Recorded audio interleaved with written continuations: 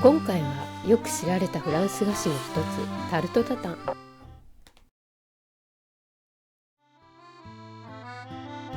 中力粉 270g、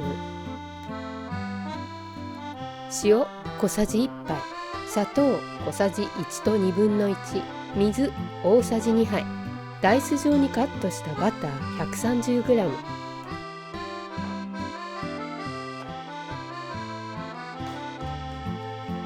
ほぐした卵が 100g、 小麦粉に塩、砂糖、水を加えて軽く混ぜましょう。そこに卵を加えてまた混ぜて、ダイス状のバターも加えて混ぜ合わせます。カードを使って刻むように混ぜてくださいね。ざっくりと混ざったらシートの上に取り出しましょう。ひとまとめにしてこね合わせましょう。約10分間。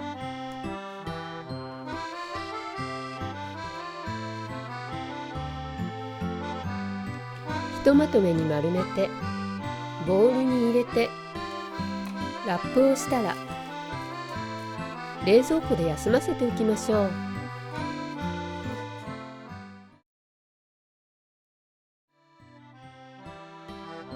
これはオーブンに入る大きさの鉄製のフライパン。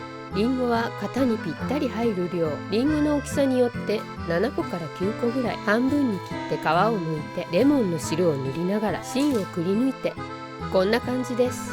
今回の型はフライパンですが、できれば絵の取れるフライパンを用意してくださいね。フライパンでなければ直接火にかけられる方なら大丈夫。リンゴの量を確かめてみましょう。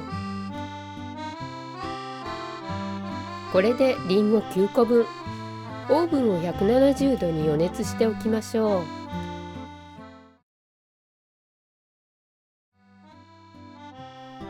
キャラメリゼ用のバターは 90g、 砂糖も 90g、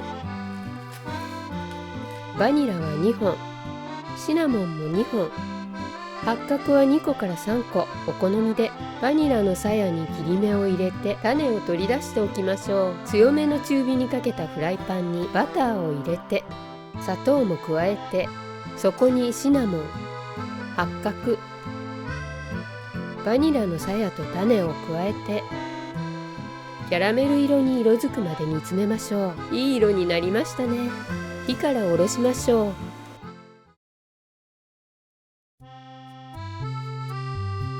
準備したリンゴをキャラメリゼしたフライパンに直接並べます。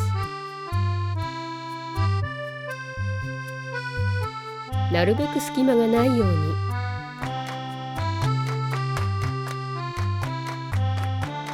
休ませておいた生地を伸ばします。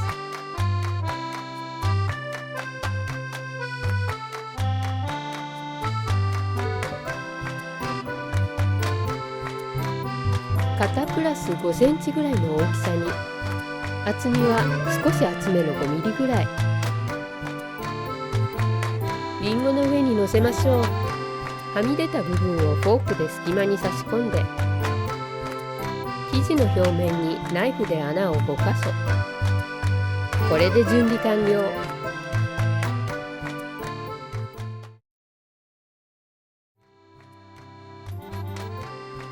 170度のオーブンで約1時間。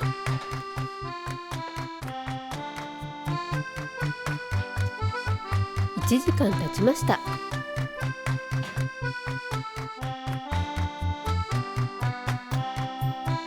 タルトをのせるお皿はこれ。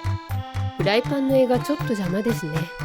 鉄製フライパンの重さは約2キロ。ひっくり返すのはちょっと難しい。まずイメージトレーニング。こうかな。よいしょ。あ、汁がこぼれちゃいました。ふう、どうにか成功。